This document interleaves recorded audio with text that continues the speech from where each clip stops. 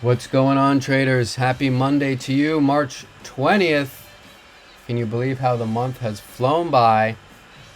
We've got the daily chart here pulled up on the S&P 500, which ended higher. Final print 393.74. Markets were up just under 1%, closing 0.96% in the green. Now, of course, we have FOMC on Wednesday, so all eyes are going to be on that, and look for a little bit more tentative price action as we come into that major Fed decision at 2 p.m. on Wednesday. So before we get into anything more with the charts, of course, I have to say that this video is for entertainment and educational purposes only. And if you're liking the content that I'm providing, the information, hit that like button. Please subscribe. It would mean the world to me, and we really appreciate that. All right, with that out of the way, here we are looking at the daily chart.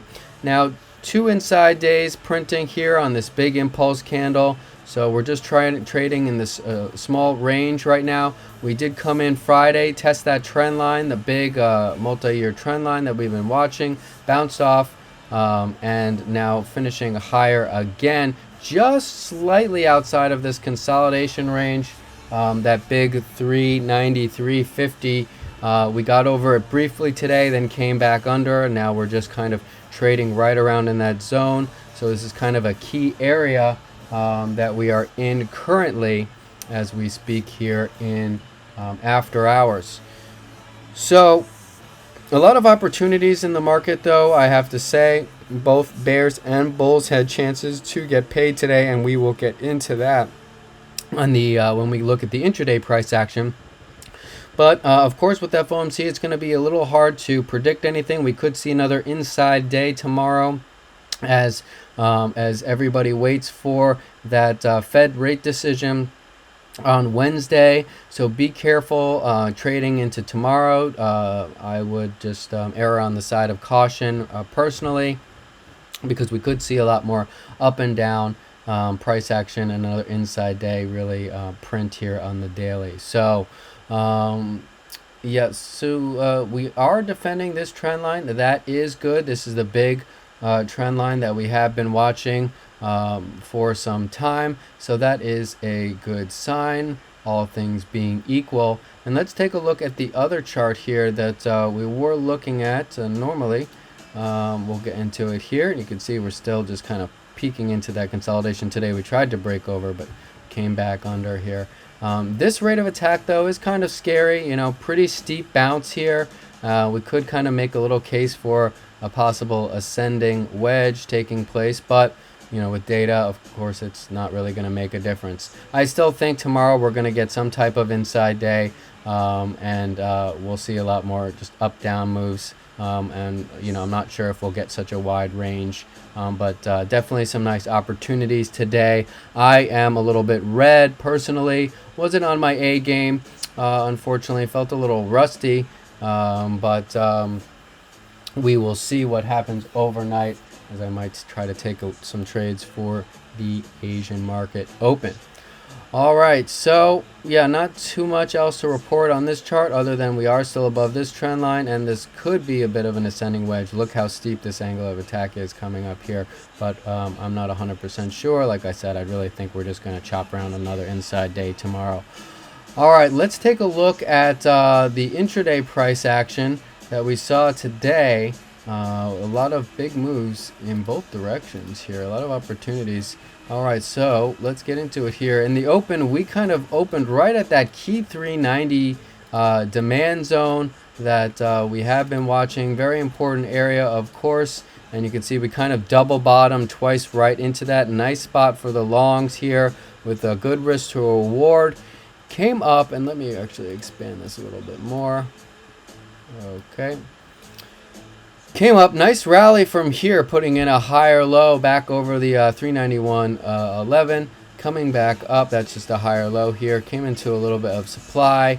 You can see where we rejected, came back down, came back to come test that liquidity again. Pulled back, making another higher low. So here we had the opening price, higher low here, and higher low here. But as we broke through this previous supply zone, you can see here we ran those stops, had a nice move, put in another higher low here. I don't have that marked, but I need to have that marked.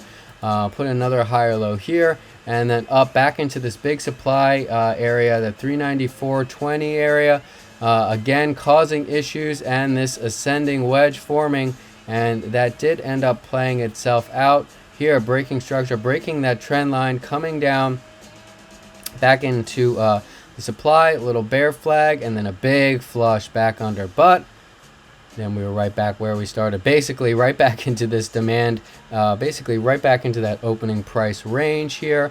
So you could have taken the long here, short into the supply here, back down, another long opportunity here.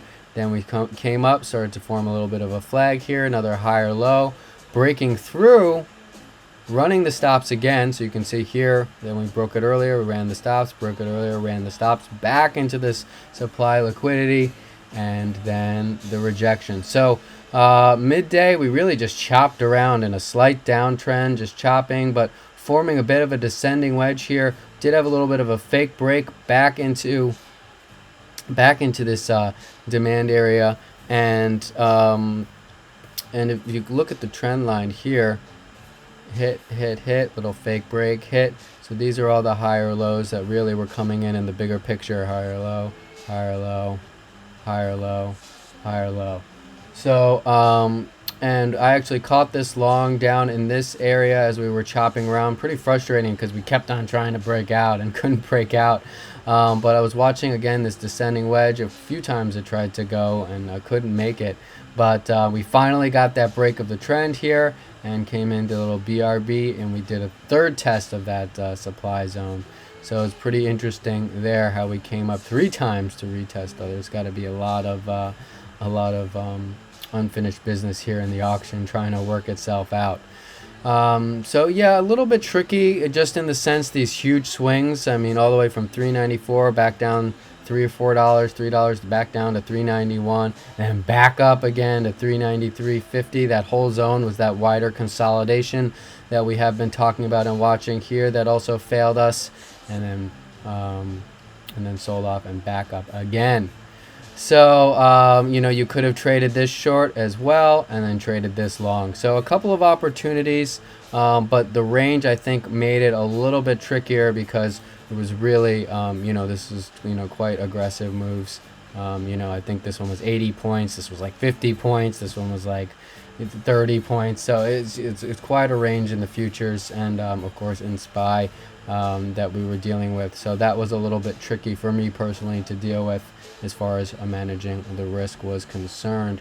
But that is a part of the game, and that is our main priority, managing our risk. So as far as tomorrow is concerned, the big area to watch now is this 394.20. We still have not been able to get over it. So I'd be looking more of the short side as long as we can't get over this. But I'm also bullish in the sense that, we're holding over this 390. So, as long as we're over, that's going to be really the line in the sand for me. But, if we start to break under this area again around 392.50, I'd be looking for more downside, probably ultimately targeting back down in this 390, 391, 390.75. This whole range, I'd be looking for pushes back into here. But we're going to have to see this 392.75, 390.50 kind of breakdown. And then ultimately we're going to have to see this 391.75 zone break. Once this breaks, more than likely probably be heading back down into this area of liquidity. So that's kind of what I'll be looking for tomorrow. I would potentially take longs off of here. And I would potentially be taking longs in this zone as well. But if we start to break under, like I said, I'll be targeting down here and then start looking at the longs. And if we break this one, I'll be targeting here and here. But doesn't mean I won't try long in that 392 zone. We come back into this area, I would definitely consider some long trades. But again, if they're broken, I'll flip short and be heading down, looking to head down to these lower targets. Let's take a quick look at some real liquidity here.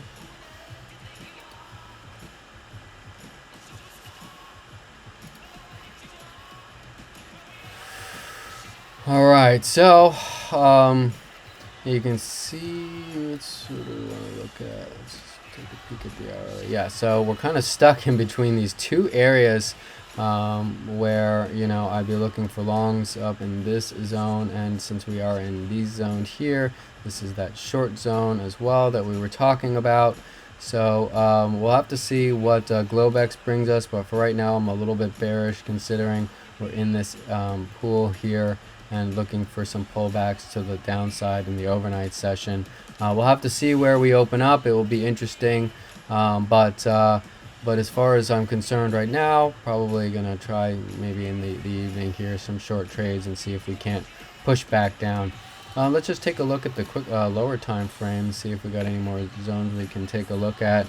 Yeah, so we'll have to see. Again, we've got that 392.75 area that we were talking about, and certainly if this 392.50 breaks, that's when we'll be looking for those shorts to really start to come in and targeting again these lows. So that's kind of what I'll be looking for. It would be a good sign, I would say, if bulls can hold over this consolidation. Right now they are at 393.50, but it does look a little bit top heavy to me. But we'll have to see. Let's just take a look at some of our volume profile really quickly. Let's jump on the 4-hour.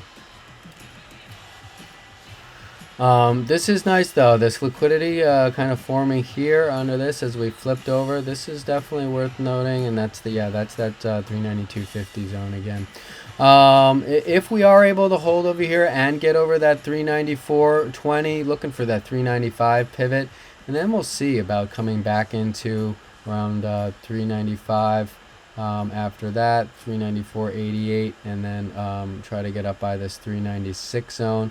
If they can get over that, probably be looking to target this liquidity here around 397.50 or so, somewhere in that range. Big pop right here in futures. Something's going on. I'm not exactly sure what, but we just had quite the pop. Have to take a look at the news in a second. Luckily I'm not in at the moment, but yeah, so those are some long side targets that I would be looking for if we in fact can get over that 394.20, and yeah, so that's what I'll be looking for there. But otherwise, that's pretty much it. I don't have too much to get into today. I guess we could also say that this could potentially be a little bit of an ugly inverse head and shoulders, with that neckline probably being in this over this 394.50 zone. So if that breaks out, look for that big push, and then we could potentially look at these long targets around that 396 and 397 area. But I don't expect too much motion tomorrow, considering we're coming into data. I'm going to be sizing down and playing a little bit more cautiously, probably a little bit more scalp mode, because there can be a lot of fake outs and indecisive price action. So I hope that you've enjoyed the video. Let's trade safe tomorrow, and of course be careful as we get closer to FOMC, and we will look into what we can expect for FOMC tomorrow, see if we can get some consensus on what they think the basis point raise will be, either 25, 50, 75, 100. We'll have to see what Powell does. It will be very interesting. All right, have a great evening and take care.